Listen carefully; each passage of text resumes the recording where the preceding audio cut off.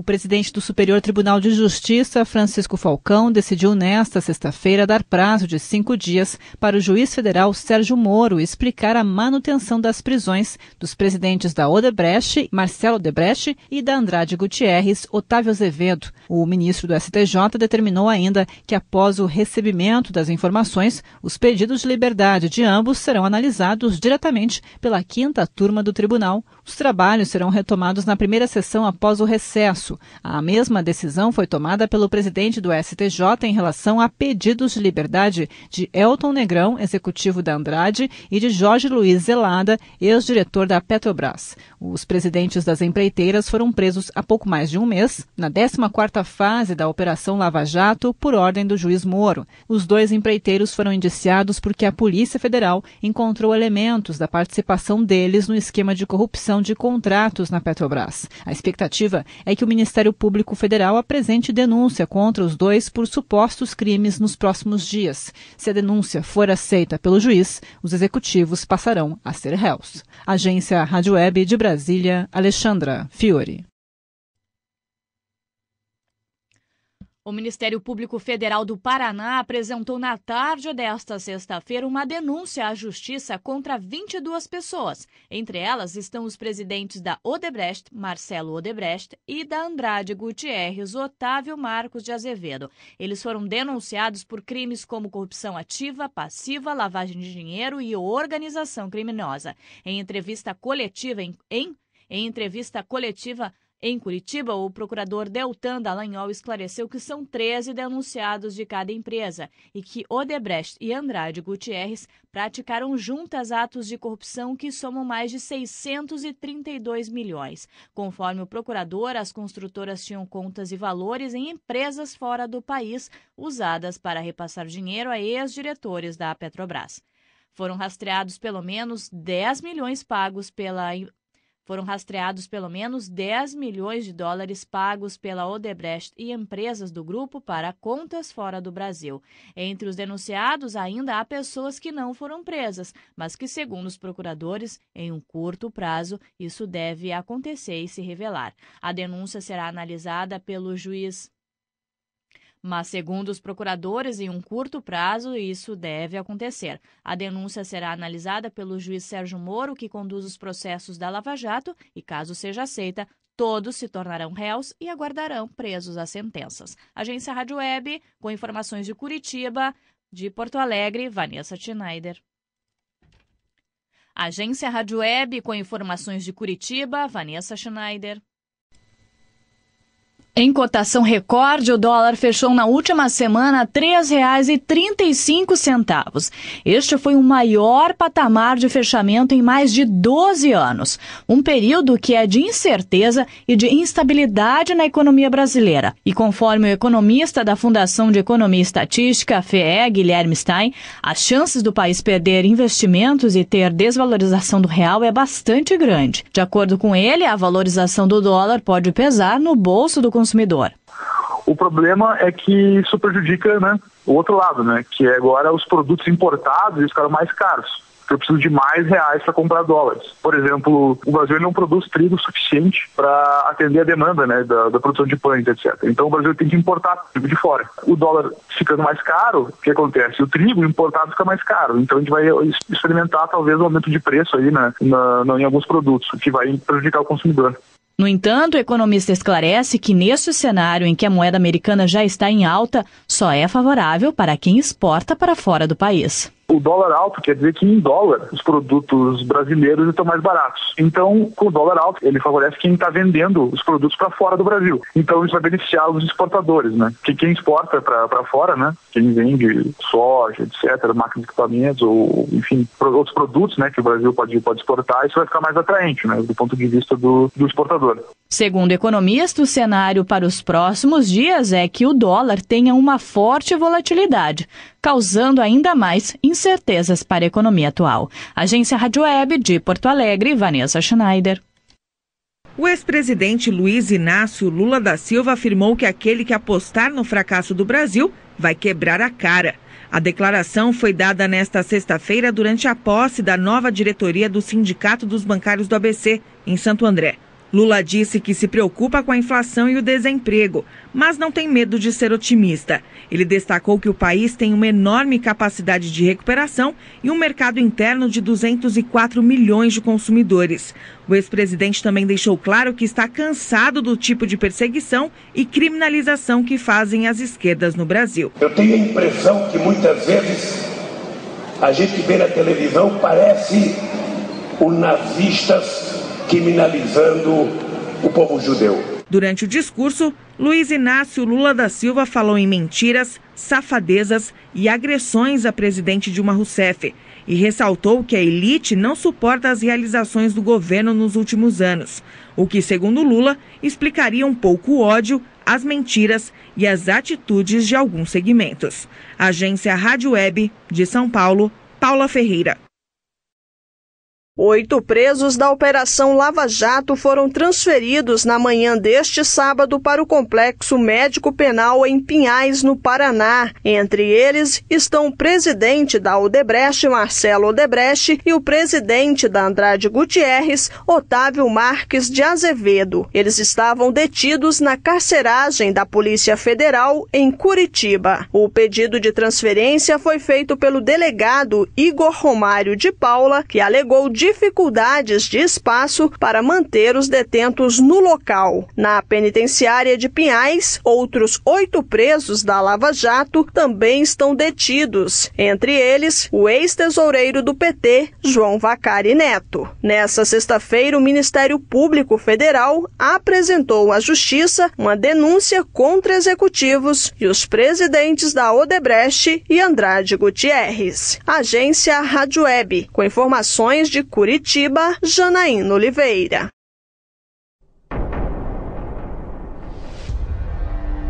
Cheguei a uma situação que eu pensei assim, falei, pra mim já não tem mais jeito. Agora nem a morte mais não me aceita.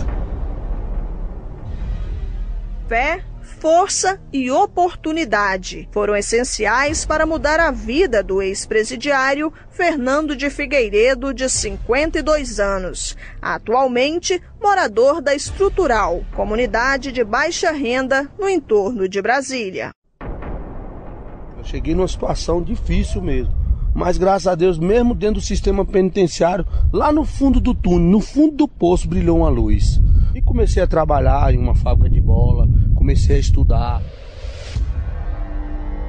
Nascido na capital federal, aos 13 anos, Fernando conheceu a maconha e a cocaína. Se tornou um dependente químico. De classe média baixa e sem apoio, começou a roubar carros para sustentar o vício. Ao alcançar a maioridade, foi preso e condenado a 19 anos de prisão. Dentro da Papuda, Complexo Penitenciário de Brasília, Fernando viu a vida mudar. Começou a trabalhar e adquiriu uma profissão. Aprendeu a fazer bolas e, a partir daí, começou a sonhar com a liberdade e a ressocialização. No sistema penitenciário, nós começamos a ver que o crime não compensa, que a droga não compensa. E nós começamos a falar um com o outro, gente, vamos sair daqui, vamos formar um grupo diferente, vamos sair daqui, vamos mudar nossa história. Mas qual a dificuldade para o retorno de um ex-preso ao convívio social? Hoje, Fernando é um dos donos da cooperativa Sonho de Liberdade, que emprega 100 trabalhadores. Desses, 15 são ex-presidiários e 30 estão no regime semiaberto. Ele relata que no início não foi fácil, mas com persistência tudo foi se encaixando. Quando nós começamos, muitos falaram para nós, você vai dar formação de quadrilha, isso aí não vai funcionar, isso aí não vai a lugar nenhum. Mas não, e graças a Deus está aqui a cooperativa hoje, mostrando que é possível sim, sem ajuda de governo, sem dinheiro fácil. Nós cavamos esses montes de madeira aí para tirar o nosso sustento. Você quer um local que escondido, outrora grupos de práticas de crime usavam esse lugar aqui, mas aí quando eu saí do presídio esse local estava preservado. E aí nós começamos debaixo de um pé de árvore com a maquininha cortando madeira, depois montamos uma fábrica de bola, da fábrica de bola nós fomos montando outras coisas e hoje temos uma infinidade de produtos e cada dia inovando mais. A cooperativa Sonho de Liberdade funciona há 8 anos e fica a 10 quilômetros da área central de Brasília. Nela, os trabalhadores fabricam bolas, móveis e meio-fio, tudo fabricado a partir da matéria-prima encontrada no lixão. Hoje nós tiramos 100 toneladas de madeira por dia do lixo. Quando tudo funciona bem na cooperativa, passa pela cooperativa 200 mil por mês. Tudo que nós temos, agradeço a Deus pela vida da FUNAP, com toda a dificuldade que enfrenta, porque não é fácil, é muita burocracia, muita dificuldade, mas a FUNAP, ela deu a oportunidade para nós no momento que nós mais precisávamos dentro do sistema. A FUNAP, a quem Fernando se refere, é a Fundação de Amparo ao Trabalhador Preso, criada em 1988.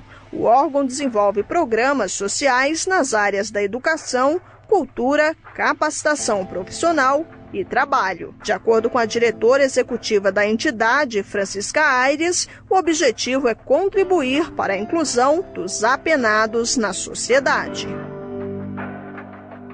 A gente faz o possível que eles trabalhem, porque ele trabalhando, ele está remindo a pena, ele aprendeu a profissão e, logicamente, quando ele voltar para o convívio, que já pagou a pena dele, ele tem a profissão, que ele possa trabalhar, porque se nós colocarmos ele no mercado de trabalho, ele vai voltar pronto para a sociedade, não vai haver a reincidência, que é o que a gente espera, então ele vai sair ganhando, a família dele vai sair ganhando e a própria sociedade vai sair ganhando.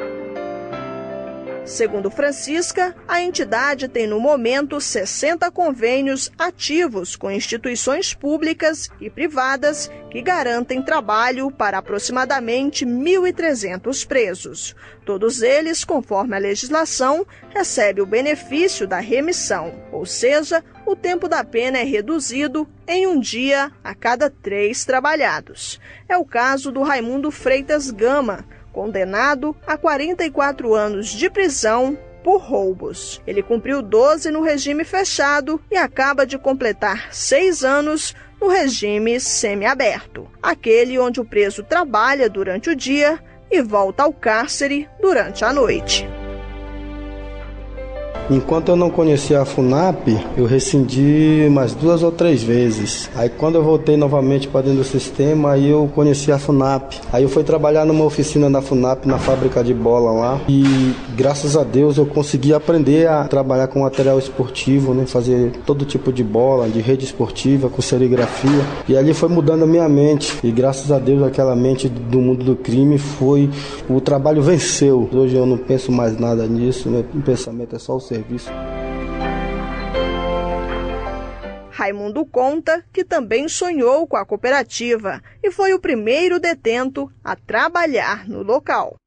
O Sonho de Liberdade, eu e o Fernando, nós se encontrávamos juntos também lá dentro do sistema e estava conversando, falando, olha, rapaz, se um dia nós conseguir sair daqui dentro do sistema, nós vamos mudar nossa história através do trabalho. E graças a Deus deu certo, ele veio primeiro. A primeira carta de emprego do Sonho de Liberdade foi a minha. Comecemos com a bola, depois uns pequenos motores, uma serra manual. E hoje, graças a Deus, o Sonho de Liberdade já são mais de 100 cooperados, tem várias oficinas. E eu acredito que ali não é nem a primeira ponta do iceberg. Ali vai crescer mais e mais, porque ali vai ser modelo não só para o Brasil, mas para o mundo. Quem também teve a vida transformada pela Sonho de Liberdade foi o ex-presidiário Luiz Antônio Jesus Carneiro, de 49 anos. Um homem que conheceu a vida do crime ainda muito cedo.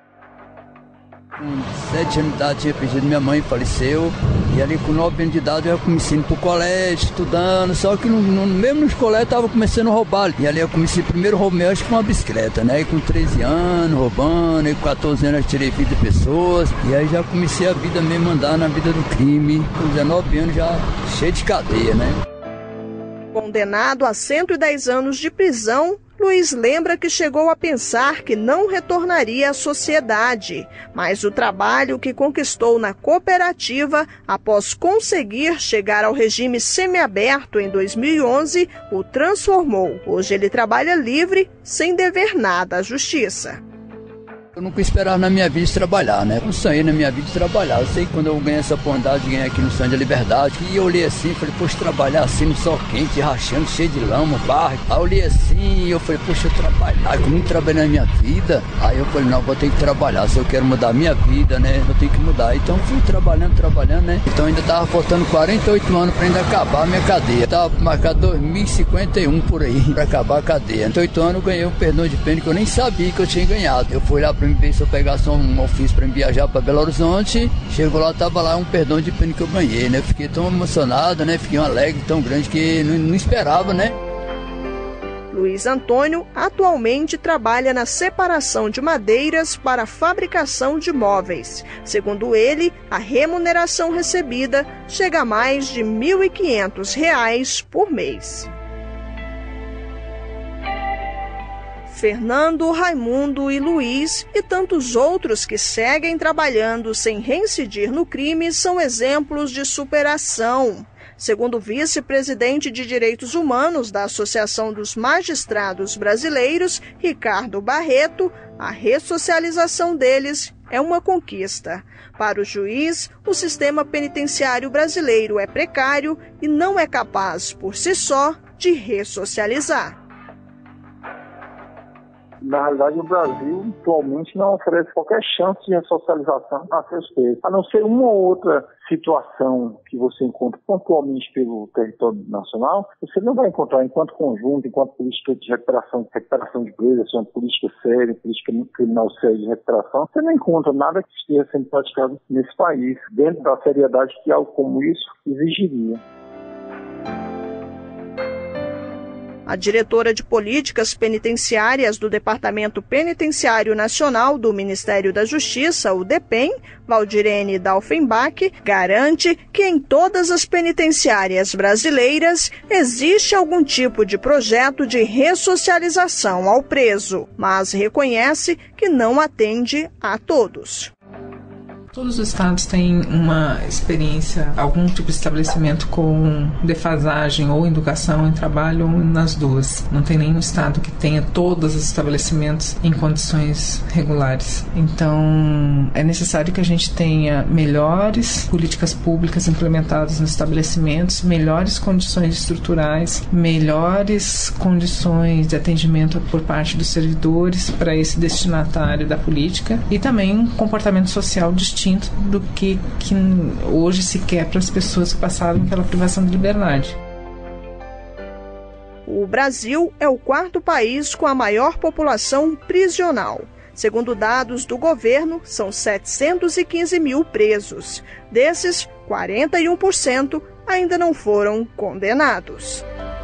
Eu escolhi trabalhar em prol daqueles que muitas das vezes vão em busca de uma oportunidade e não tem. A prisão, ela teve uma lição pra minha vida, nem que ela me generou não, porque quem depende é o homem. Como que fala assim, a partir de agora eu não vou ser o que eu era antigamente. A mensagem que eu digo tanto para o jovem, para quem se encontra dentro do sistema, é em primeiro lugar buscar o reino de Deus, a sua justiça e depois aprender uma profissão e quando sair de lá, sair com uma mente voltada para o empreendedorismo. Agência Rádio Web. Produção e reportagem, Janaína Oliveira.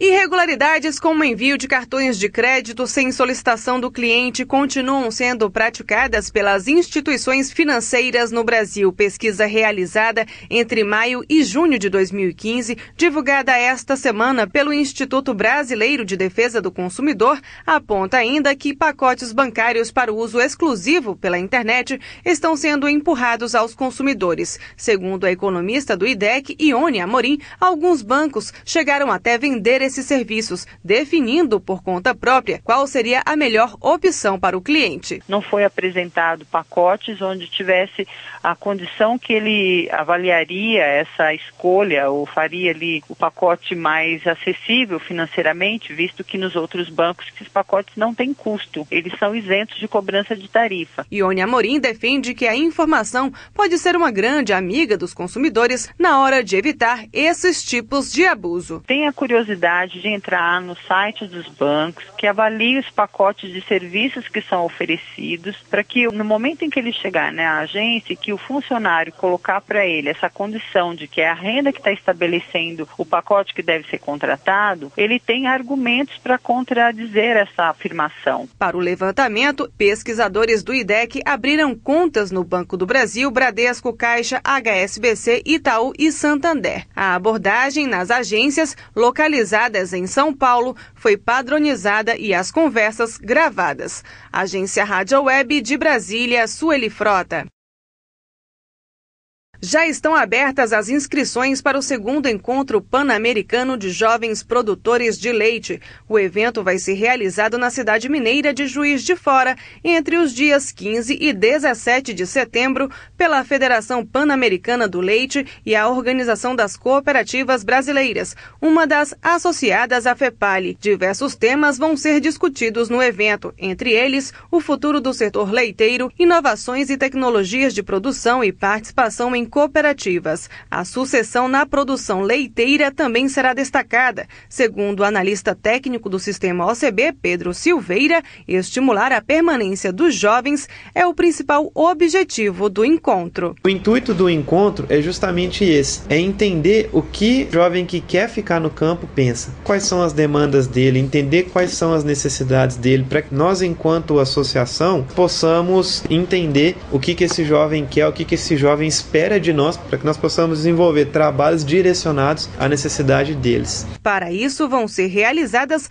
diversas atividades, completa Pedro Silveira. Nós vamos ter um momento de trabalho dos próprios jovens para a gente construir um espaço para que eles possam passar para nós o que eles estão pensando e o que eles esperam do futuro. Nós vamos ter trabalhos de campo, palestras com especialistas do Brasil e de outras partes do mundo, painéis em que os jovens vão apresentar as suas experiências aos outros jovens que estarão assistindo ao evento. E é claro, não vai faltar, sendo um encontro de jovens, bastante integração. As inscrições vão até o dia 20 de agosto e podem ser feitas pelo site encontro.brasilcooperativo.coop.br. Podem se inscrever jovens entre 18 e 30 anos de idade que já atuam ou desejam atuar na produção de leite. Ao todo, são esperados 250 jovens de 10 países. A primeira edição do evento ocorreu no Uruguai há 2 anos. Agência Rádio Web de Brasília, Sueli Frota.